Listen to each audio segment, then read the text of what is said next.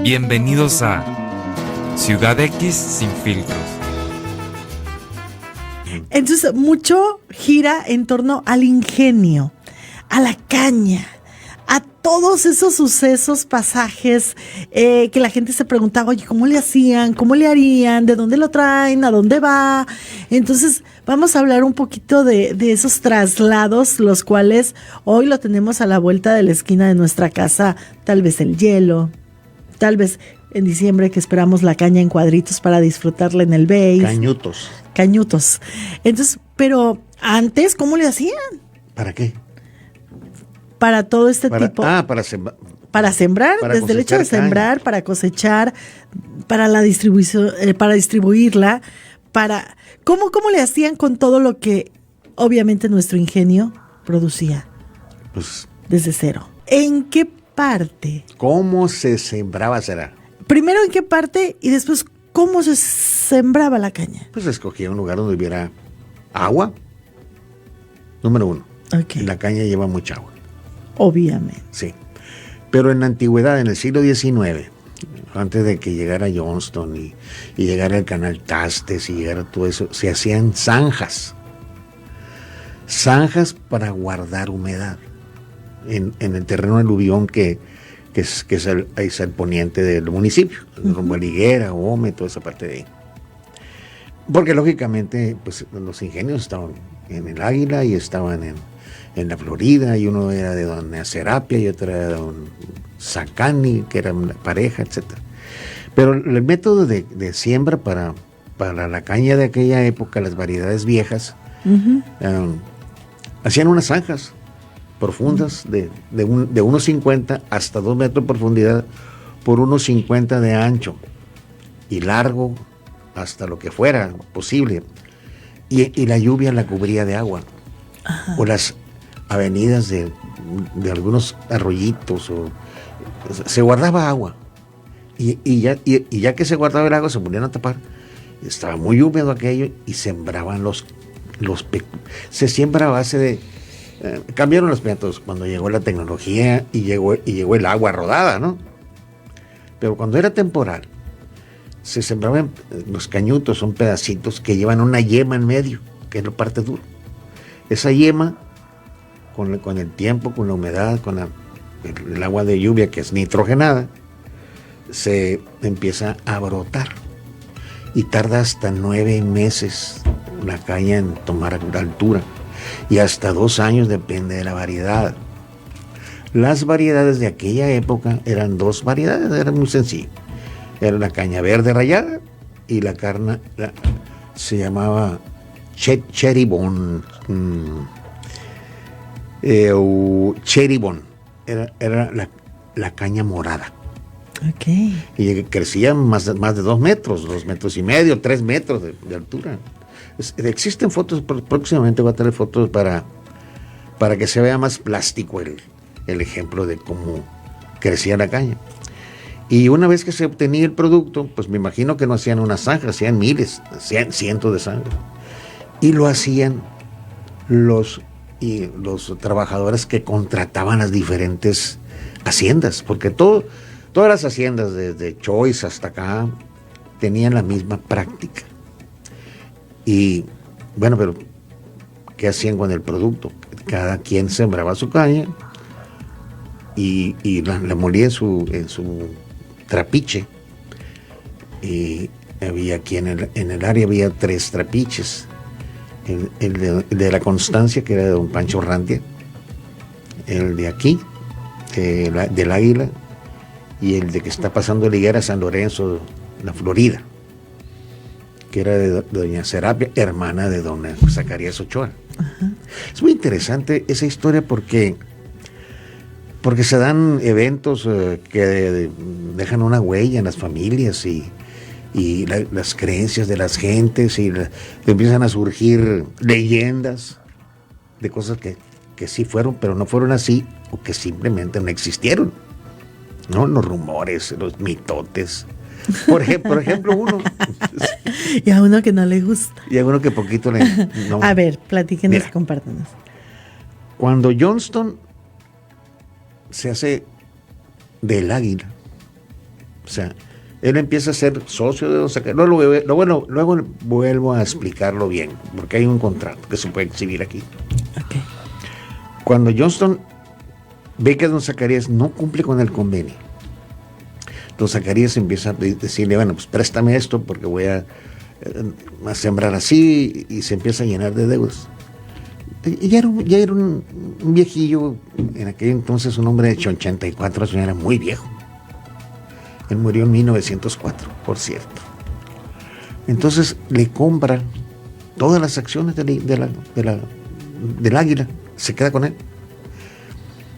Hay la leyenda y hay que le pagó con Bilimbí, que es el revolucionario, le pagó. Todo su dinero le pagó a su compadre, porque eran compadres.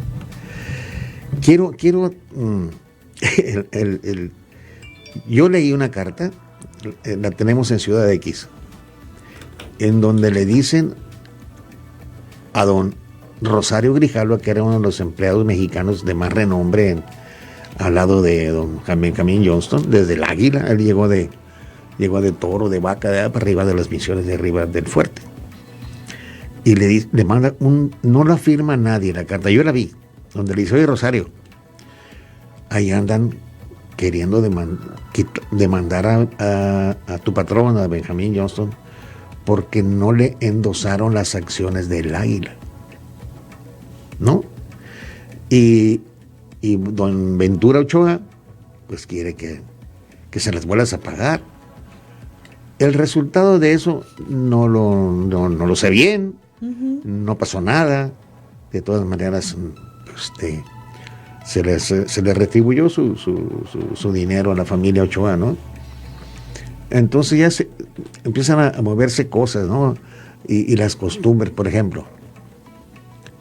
En temporada de zafra, de trabajo,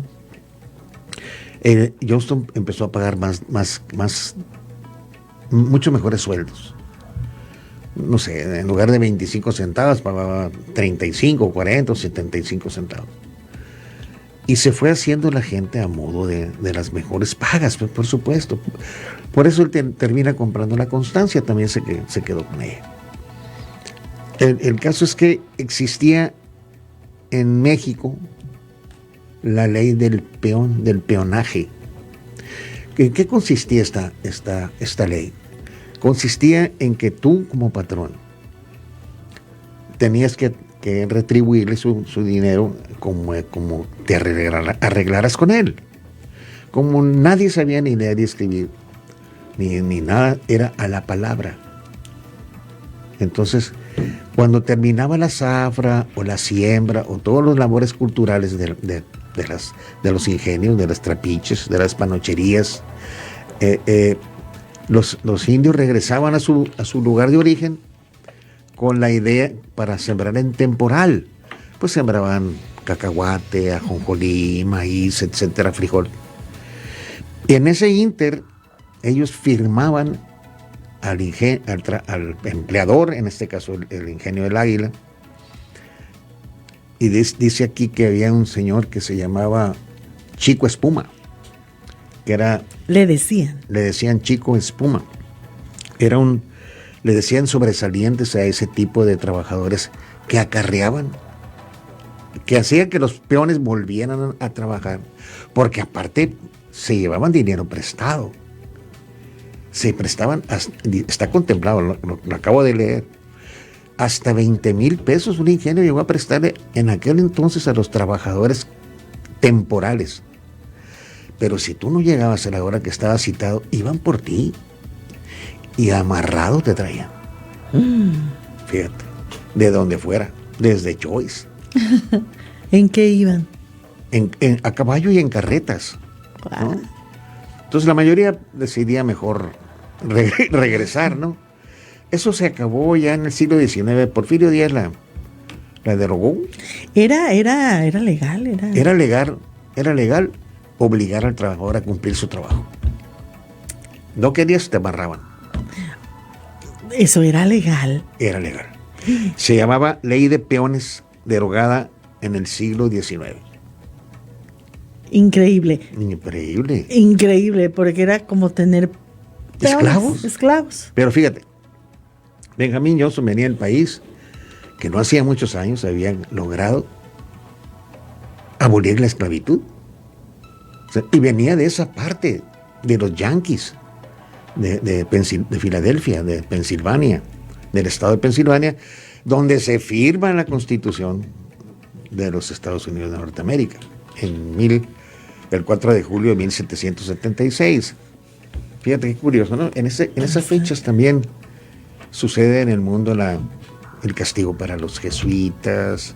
Hay muchas cosas tristes que platicar aquí de la influencia de esos hombres ahí. Yo creo que lo de los peones, espero que haya quedado claro. Totalmente, pero queda claro y es asombroso, ¿eh? Sí, porque yo te regalé un claro que tomo sí, y ahí lo tengo. Del libro ese, precisamente para que con tu percepción, con tu capacidad, con todas tus virtudes que tienes, pudiéramos conversar con un poquito de más soltura. Saber obviamente ambos del tema, ¿no? Y la verdad, ahorita que lo estamos compartiendo con toda la gente, pues sí, nos quedamos en shock. Y yo estoy segura que mucha de la gente que nos está acompañando a esta hora, porque cómo eran obligados a trabajar, cómo eran, y era legal hacerlo. Entonces dices, wow, la autoridad, pero bueno, hay muchas cosas que también se hacían. Sí, pero Johnston no hacía ese tipo de... podías golpearlos, él nunca permitió que se le golpeara a un trabajador. Sí se les obligaba a trabajar, pero golpes no. Perfecto. Pero había hacendados que los obligaban a golpes. Me encantaría que me proporcionaran la información exacta de cuándo fue la última cosecha de caña en Los Mochis. Oficialmente dejó de trabajar el ingenio en mayo del 2014. Deja de trabajar el ingenio, se paraliza, ya no hay siembra, ya no hay nada. Ya no hay nada. Bueno, pues ahí respondimos a la pregunta. Eso no quiere decir que no haya quedado mucha caña sembrada, ¿no? Pero ¿qué pasó con la caña? Si la rastrearon, se las llevaron a los trapiches que hay en Corito. Hay muchos trapiches. No se pudo, no pudo seguir nada más la siembra y exportarla. ¿No? ¿Cómo desapareció la Casa Grande? A raíz del video que publicamos este lunes, nos llegaron muchos comentarios y mensajes preguntando sobre la destrucción de la casa del fundador de la ciudad. Nos tenemos que remontar a los años 30, cuando después de la muerte de Benjamin Johnston y su hijo Sherwood, Agnes regresa a Nueva York y vende todas las propiedades de Benjamin Johnston, las cuales termina comprando Aaron Symes en 1960.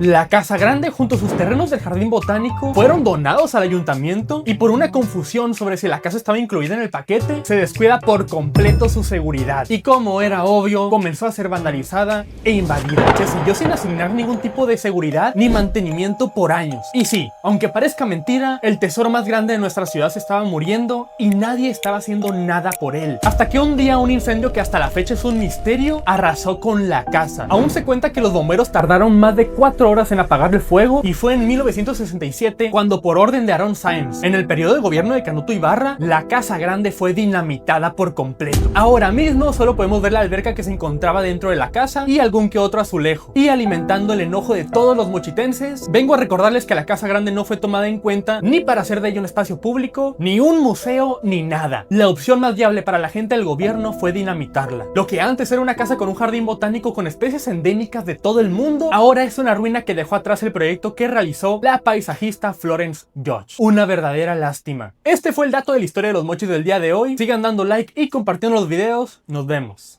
Estamos hablando del ingenio, estamos hablando de la cosecha, estamos hablando de cuándo fue en el 2014. En mayo del 2014 se termina para siempre el ruido del ingenio. Se acabó todo. ¿Y alguien tiene una grabación muy emblemática? Yo la tengo. ¿Sí? Yo la tengo. Entonces, el inicio de la última zafra, yo lo tengo.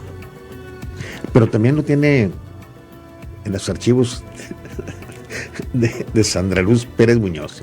A ella. Nos compartió que se lo compartió, se ¿verdad? Lo compartía a ella en su momento, en aquel entonces. Le dije, mira, aquí está el sonido del ingenio.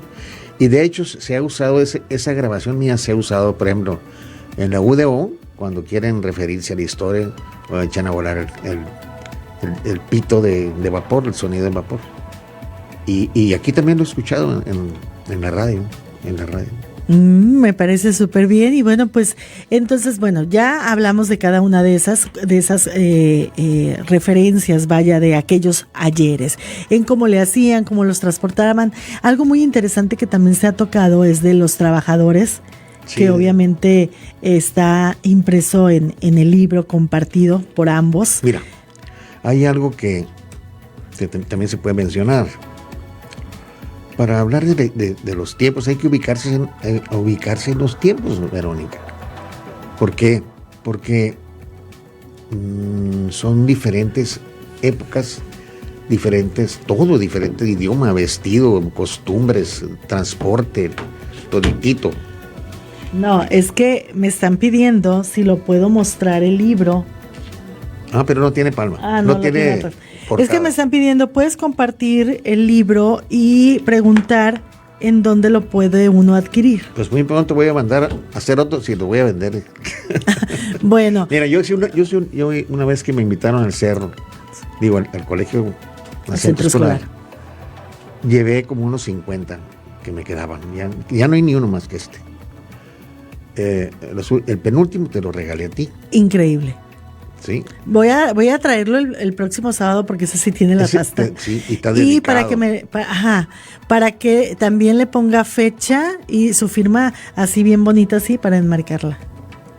Lo voy a... ¿Es chiste o es de verdad? No, es que le voy a comentar como aquella. Hola.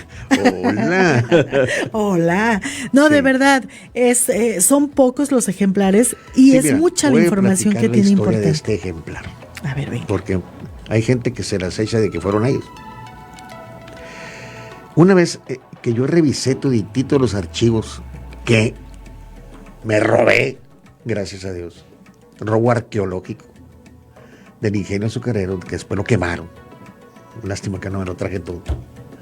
Me encontré unos escritos a máquina de un señor que se llamaba Ross Page. Ross Page vino con su papá, George Page, en la excursión de los colonos cuando llegaron a Topolobampo. La gente que tenía virtudes, habilidades, inteligencia, capacidades, se salía de la colonia para ir a trabajar con Johnston. Uno de ellos fue Ross. Ross llegó a ser vicepresidente de la United Sugar Company. Wow. Y este señor, en su vida, en su devenir, Johnston lo manda a Puerto Rico, capital del Bacardí, del ron, de ron de caña, pues el cultivo de la caña y todo eso. Hawái también. Entonces ahí en sus ratos desocupados, en sus intervalos de trabajo, en sus descansos, empezó a escribir sus memorias de lo que vivió en los años que él vivió aquí, en los años 20, 30, ya ni tendría que ver porque aquí habla de 1890, ¿no? Pero en 1903, que se hace el plano de la ciudad, el plano del terreno Mochis, él es el estadalero del papá. El estadalero es el que cargaba una vara pintada de dos colores. Sí. Y midieron la periferia de lo que era el plano donde Johnston compra el predio Mochis. Ross Page, el autor de estas reminiscencias, fue el ayudante del papá. ¡Qué cosas! Increíble ir descubriendo cómo se está hilando la historia y todo plasmado en este ejemplar. Hay unas fotografías que hacen emblema al tema original que nos tiene aquí este sábado acerca del ingenio. No entiendo. Las fotografías que tenemos en producción. Ah, pero esa fotografía ya no, o sea... Estamos hablando del ingenio. Estamos hablando del ingenio. Empezamos hablando por la cosecha, estamos hablando de la última, del cierre de lo que es el ingenio. Estamos hablando, y yo quisiera llegar a la fotografía donde están todos reunidos, celebrando, si la podemos compartir. Mira, me hubiera gustado terminar lo que me cortaste ahorita de que ha empezado. No, pero usted termínelo, pues. No sé, ya, pues ando perdido. A ver, ubíquese. No, te voy a decir de la fotografía, porque si no, lo vamos a publicar. Ok. Por favor, Ariel, producción, foto. Ahí Mira, está. esa fotografía Ajá. se tomó la noche que la dueña del ingenio, que está al centro, ¿no? ¿La rubia? Sí, Ok. la rubia. Ella es Gwendolyn Purdy de Johnston. Ok. El ingenio, hay una historia que yo no termino por entender, porque atrás de esto hay toda otra narrativa de por qué Aaron Sainz compra el ingenio, cuando lo compra, cuál es el motivo, en qué condiciones estaba el ingenio Mochis, qué era lo que representaba en el estado, tras, ¿no? Y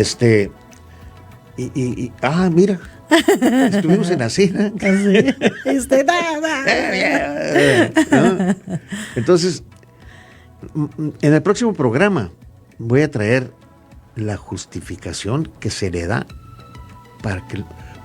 para los norteamericanos que venden el ingenio, porque el ingenio era un tesoro para ellos. Y también de qué vivió, de todo lo que no hemos visto del ingenio todavía. Apúntale que tenemos que hablar del contrabando de amapola, el alcohol, la goma de opio, el oro. O sea, no hemos hablado de eso porque no se nos va la hora en nada. La verdad de que es hablar de emblemáticamente de nuestro ingenio de los Mochis, da para muchos programas. Sí, de hecho apenas hemos tocado algunos, ¿no? Hay otros que no se pueden tocar. ¿No? Ah, caray. No. Es que no tenemos. Hay temas intocables. Hay temas que uno debe tener mucha prudencia. Si los vas a tocar, que sea con pincitas, ¿no? Uh-huh. Porque todas las familias no tienen la culpa de lo que pasó aquí, ¿no? En esa fotografía existe toda la descendencia de esas parejas que están ahí. Gentes muy lindas. Actual. Que no tienen de nada de qué pecado ni nada, pero ahí están. Pero quiero llevar yo la historia desde que por qué Aaron Sainz decide salirse de su entorno, motivo por qué quiere venirse a comprar el ingenio Mochis.